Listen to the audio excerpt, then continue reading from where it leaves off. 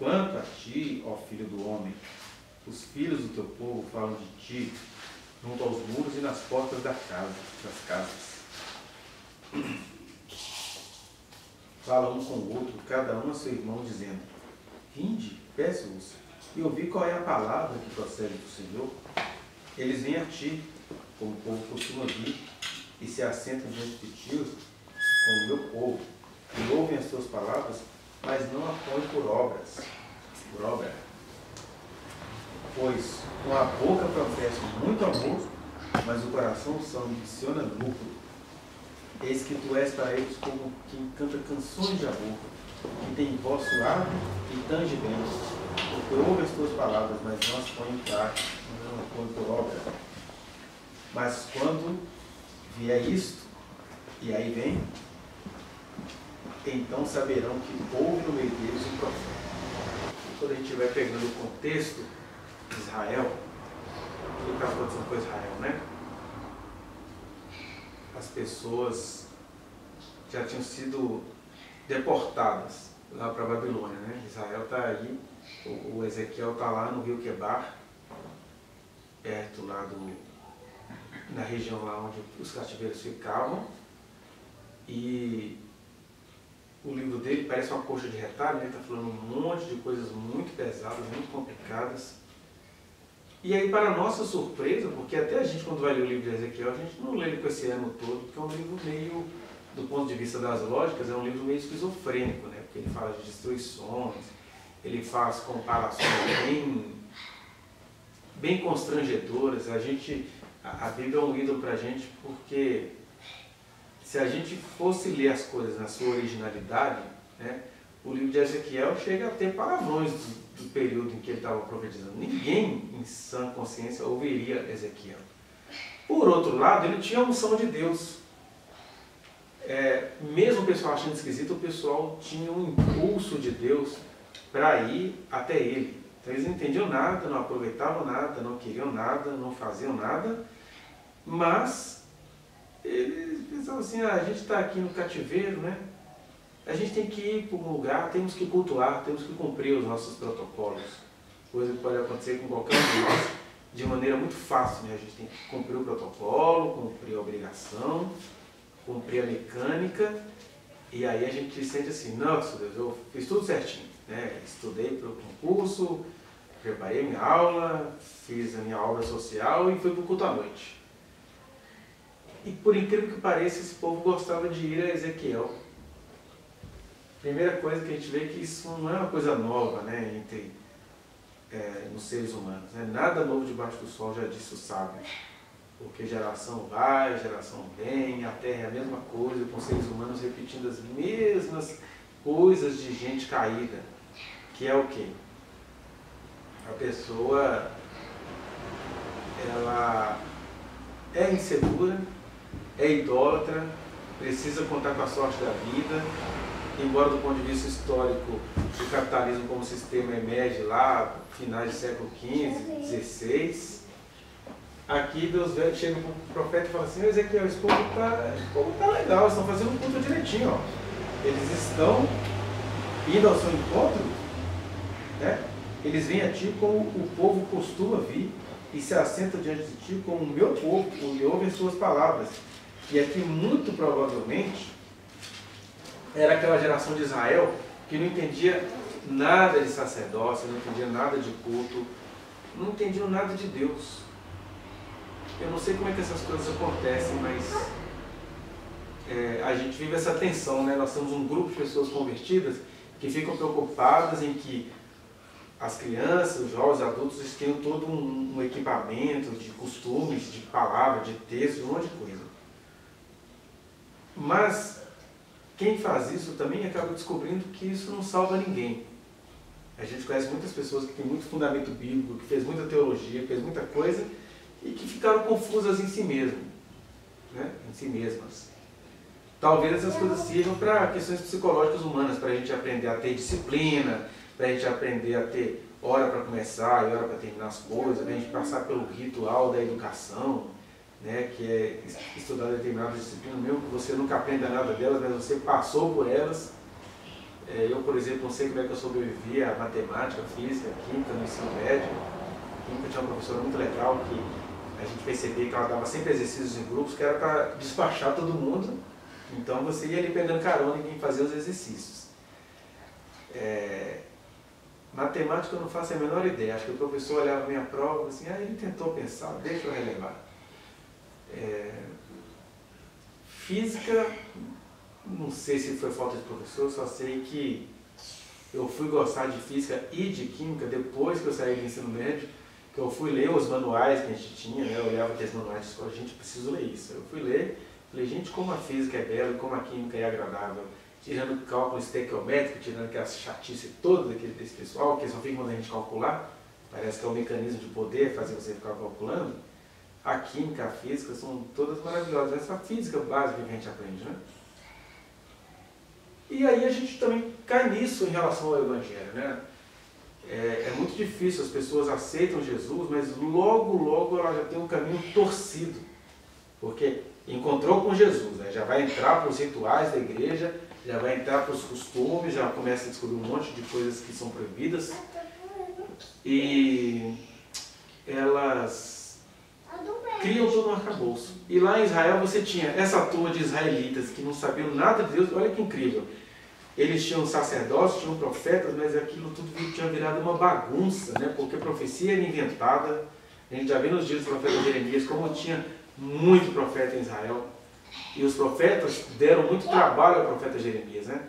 Eu estou vendo aí esses dias no Congresso Nacional uma briga tácita de dois pastores, que é o pastor Marco Feliciano e o pastor Henrique Vieira. E o pastor Henrique Vieira é igual o profeta Ezequiel. Ele está falando as coisas de Deus, as coisas cheias de amor. Está ali, né, às vezes ele tenta ser politicamente correto à esquerda. E o Marco Feliciano, politicamente incorreto, corrupto à direita. Né? Hoje, o que eu ouvi o Marco Feliciano falando hoje na CPI que eu estou reouvindo, né, que eu ouvi picado, a vontade da de ir para a rede social postar assim, cara, eu acompanhei de perto a história da sua vítima, que você falava que ela era mitomaníaca, mas olha que mitomaníaco que você é, né? Mente na igreja, mente no congresso, faz uma arte de Satanás. Assim, olha quando é que o ser humano vai se satanizando. É o Marco Feliciano no congresso. Porque ele inventa tantas mentiras para poder defender os erros da ala dele. Aí ele sai contando um monte de coisa que nem aconteceram mais, já aconteceram até do ponto de vista histórico. A tomada do poder em Cuba, a revolução dos trabalhadores na União Soviética. Mas isso tudo já é passado, essas coisas não fazem o menor sentido. Nenhum comunista do Brasil quer ser como o comunismo de Cuba. Nenhum comunista do Brasil quer ser como o comunismo da União Soviética. E nenhum comunista do Brasil está querendo ser comunista a bem da verdade. O Lula está aí tentando fazer seus negócios. Mas o pastor vai lá criar toda uma coisa para desqualificar pessoas. Ele coloca essas coisas todas como crimes, né? Justiça social é crime. É engraçado que é uma louvação às Forças Armadas, aos soldados, a esse povo que está se descobrindo agora que eles não roubaram, que é uma casta, né? A independência do Brasil foi uma grande negociação, e dessa grande negociação parece que o reino saiu lá da família real e foi para as Forças Armadas, porque o tanto de coisa que esse pessoal tem, e eles não vão abrir mão delas, né? Mas aí fica esse pessoal que foi chamado para ser pastor de ovelhas, enaltecendo os poderes corrompidos, sendo puxa-saco do poder, né? Aí zomba lá do pastor Henrique, que na cabeça dele, pastor tem que ter ovelhas, e olha, o pastor Henrique tem muitas ovelhas, né? Ovelhas não tem que ser uma coisa aqui no tempo e espaço, porque nesse sentido Jesus era péssimo de público, né? Ele estava aqui agora com 15 mil. Engraçado que as ovelhas que Jesus tinha, que ele até chamava de pequeno rebanho, eram aqueles poucos homens e mulheres que andavam com ele. As multidões, ele nem se preocupava em fazer nenhum evento em relação a isso. Vamos comemorar 2 anos da multiplicação dos pães. Não tem isso. Mas para o pastor apóstata, que é aquele cara que vai descendo a ladeira sem estar endemoniado, ele é pastor porque ele esteve pregando. E ele vai contando assim na cara limpa, né?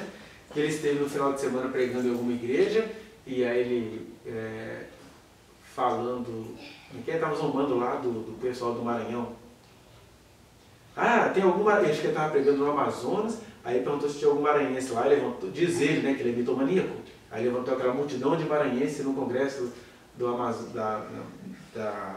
lá do Amazonas, se eu não me engano, e ele perguntou se aquelas pessoas do Maranhão eram do mesmo estilo lá da relatora, que é uma cristã, né? E aí eles, não, a gente não tem nada a ver com aquilo, mas tudo história mentirosa para poder exaltar um homem corrompido que estava lá sendo arguido pela comissão. Mas olha que engano, o cara se sente o topo da espiritualidade, o cara se sente fiel a Deus, o cara entende que Deus o colocou ali, porque Deus o colocou entre os poderosos. Só que você vai olhando aqui, gente, isso converte quem? Isso faz o quê com quem? Por outro lado, a gente nunca pode ficar preso à prosperidade. Né? O que é prosperidade aqui para o profeta Ezequiel? Uma hora o profeta Ezequiel é visto como um doido. Ninguém entende nada. Outra hora, as pessoas entendem que ele é profeta, porque ele está falando ali, não foi morto até então pelas autoridades babilônicas. As pessoas não querem se encontrar com Deus, mas elas se reúnem para poder cumprir um protocolo. E aí, a gente vai ter que repetir as palavras de Deus para Ezequiel, porque quando você vai pegar o capítulo 33, ele está falando do dever do atalaia. Ele está dizendo, olha, a atalaia ela não é para ter prosperidade de rebanho. A atalaia vai ser chamado de pastor da Shopee pelos crentes que se consideram de direita. A atalaia não vai ser louvado por ninguém, porque a atalaia só tem uma função. O atalaia era o antigo, o propagador que dava notícia, né? O arauto. O atalaia hoje foi trocado pelas antenas de FM, que agora são os satélites, os mensageiros, os que mandam informações. Né? Ele está dizendo, o dever do atalaia é só informar, não é ser seguido, nem é necessariamente ficar procurando discípulos para ele. O atalaia é aquele que vai fazer aquilo que Deus quer e do jeito que Deus lhe confiou. E aí Deus está dizendo, olha, você tem de ir, não é ganhar as pessoas para você, você tem de ir, é falar as verdades que eu coloquei na sua boca. Porque se o perverso morrer na sua perversidade porque você tinha uma palavra a dizer para ele e não disse, eu vou cobrar de você. Por outro lado, se você falou e o perverso não vai te ouvir, eu não vou te cobrar nada não, porque você fez a sua parte e o perverso não te ouviu. Ele vai dizendo essas coisas todas e repetindo aquela frase que talvez é a mais repetida em Ezequiel, né? E saberão que eu sou o Senhor. Como que dizendo, esse povo está farto de milagres, está farto de filosofia, está farto de sabedoria, está farto de fartura. Por isso, eles nem confiam mais em profecia. Eu vou confiar em profecia lucrando do jeito que eu estou? Mas ele fala, então virá a tragédia sobre eles e saberão que eu sou o Senhor. E, para variar, ele repete esse texto aqui. Né? Ele fala assim, no versículo 28, tornarei a terra em desolação e espanto, e será humilhado o orgulho do seu poder. Os montes de Israel ficarão tão desolados que ninguém passará por eles. Mas olha que interessante o conflito do profeta, porque ele estava ali falando a um povo que de fato já estava fora da nação deles, tinham sido levados cativeiro. É quando o ser humano chega naquele estado de que, se Deus o abençoa na sua terra, no seu lugar, ele não consegue ser agradecido. Se Deus o tira de lá para um outro lugar, ele também não sente falta do passado. Por quê? Enquanto Ezequiel estava profetizando para eles já estavam no Império Babilônico ganhando muito dinheiro. Como é que a gente sabe que eles estavam ganhando muito dinheiro? Ou estavam ganhando muito dinheiro, ou estavam pensando que iriam ganhar muito dinheiro.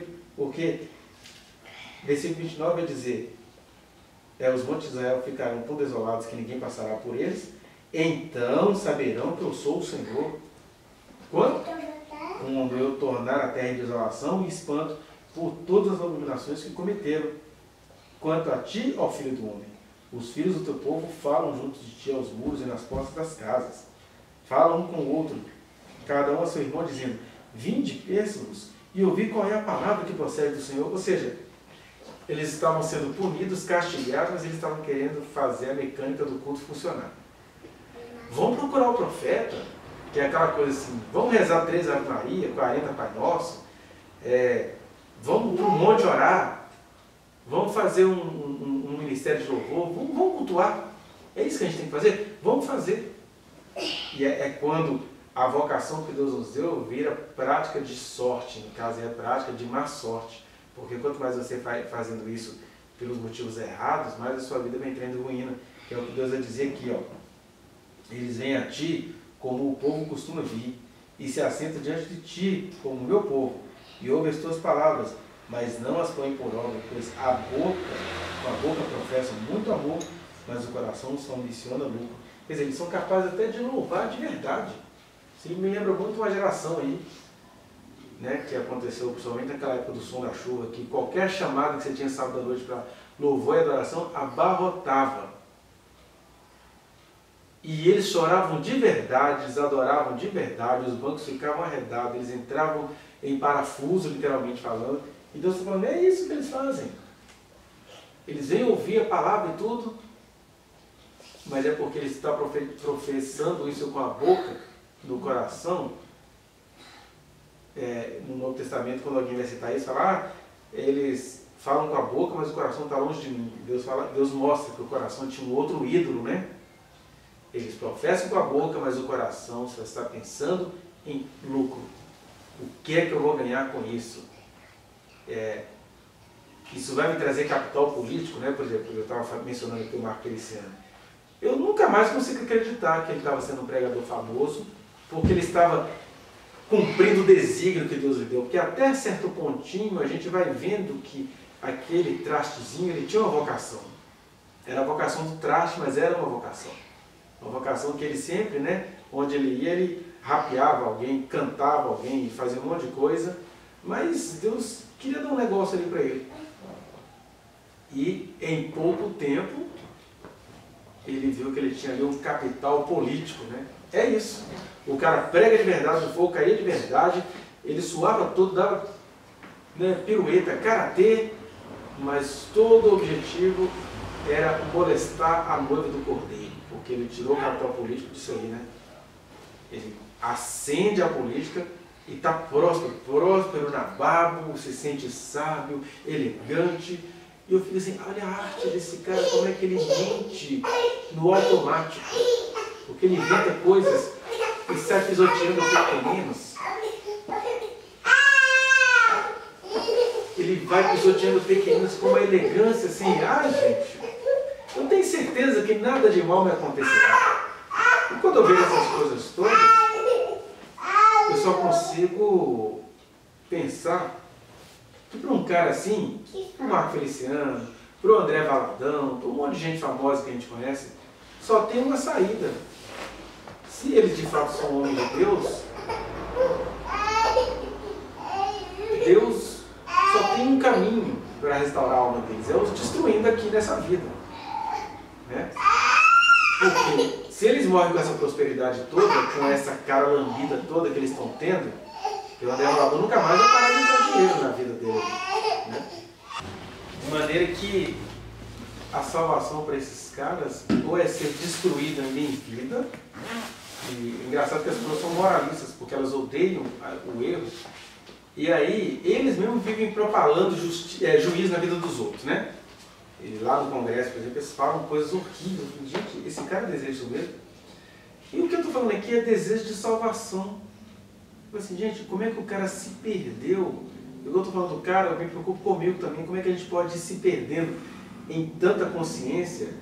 Eu sei, por exemplo, que eu não quero lucro. Eu estou tentando entender qual que é a minha desobediência aqui, porque no caso dele, eles querem grana, tem proteção, né? Eu já ouvi de pessoas diferentes que esses caras, inclusive, eles têm famílias que eles mantêm aí nos morros do país, porque eles, né, pegam as meninas depois do final do culto, as meninas engravidam, então eles sustentam para as meninas ficarem caladas. Tem um caso aí, eu tenho essa conversa guardada no meu computador, de uma pastora chamada Dani Alexandria. Dani Alexandria, a pastora Dani Alexandria, pentecostal, mormaceira, e aí tá lá, ela foi gravada e ela contando que ela tinha umas pegações com o Marco Feliciano há 15 anos. É interessante que isso está na mídia, assim, na cara de todo mundo. Os amigos da Nívia Soares gravaram um vídeo falando, esse cara ligou para a Nívia Soares às 3 horas da manhã e deu uma cantada nela. Então a gente até fala assim, será que o Marco Feliciano é drogado? Porque Onde é que esse cara está para ligar para alguém de madrugada e cantar essa pessoa? Que foi quando, em 2004 ainda, ele esteve aqui na Lagoinha, numa campanha com o André Valadão, de 4 terças-feiras, ele só vem 3. Na quarta ele não veio, nunca mais ele pregou na Lagoinha. Mesmo assim, eu fui vê-lo pregar depois daquele episódio da Lagoinha, que você vai vendo assim, Deus quer dar um negócio para esse cara, né? Mas o cara é pervertido de coração e hoje ele está andando no ápice da sua perversidade. Qual que é o ápice da perversidade?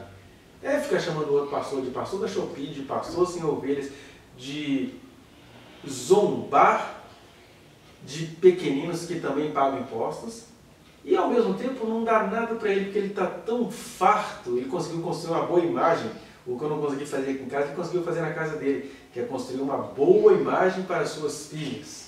Elas não podem ficar sabendo o que o papai aprontou, quando talvez a salvação de Deus na vida do Feliciano faz essas meninas saberem e às vezes até se matarem. Estou falando assim de maneira técnica, seca. Do mesmo jeito que esse povo sabe ser ácido com os outros, né? Não tem compaixão de nada nem de ninguém, aqui eu estou falando com profunda compaixão, porque o nível de perdição do cara é esse. Ele está límpido, próspero, exatamente igual a igreja de Éfeso. Ele está dizendo, se você não se arrepender, eu vou apagar a tua lâmpada. Tem sombra de que vive, mas é morto. E aí, Deus falando aqui para Ezequiel, que é um povo que estava sofrendo, né? Povo sofrido, penando, chorando. Ele está assim, eles são sofridos. Por isso que eles cultuam, eles são sofridos. Por isso que eles vêm buscar você, porque eles sabem que você é profeta, não querem saber de nada do que você está falando. Mas eles acham que a mecânica de vir aqui e te ouvir, vamos ouvir a palavra do Senhor para hoje? Mas o que eles querem? Com os lábios professam as minhas palavras, mas o coração só quer lucro, só quer o para além, o a mais, ou como diria Lacan, com aqueles termos dele, o mais de gozo. Então, é isso que as pessoas querem, porque isso é o ser humano, seja nos dias de Ezequiel, seja nos dias de Jesus, seja nos dias de Paulo, seja nos dias de Lutero, seja nos nossos dias. E tem essa idolatria institucionalizada que está descarada para todo mundo, e tem essa coisa mais interior que a gente precisa perguntar. O que a gente quer quando a gente se reúne para buscar o Senhor? Para onde a gente quer ir? Aí Deus está dizendo que quando a pessoa chega nesse nível, é como se Deus estivesse falando para Felicianos e companhia. Vou destruí-los, porque é aí que saberão que eu sou o Senhor que ele tanto pregava. Todo dia eu falo com Deus, meu Deus, por favor, não deixe a gente perecer sem realizar aquilo que o Senhor nos propôs. Mas também não deixe a gente virar isso, esse cara tão próspero quanto oco, quanto vazio, a ponto de Deus chegar para o profeta e falar isso. Com a boca professam muito amor, quer dizer, é culto, é devoção, é aqueles louvores espontâneos, mas o coração só ambiciona lucro. O coração só quer desenvolver talentos, capacidades.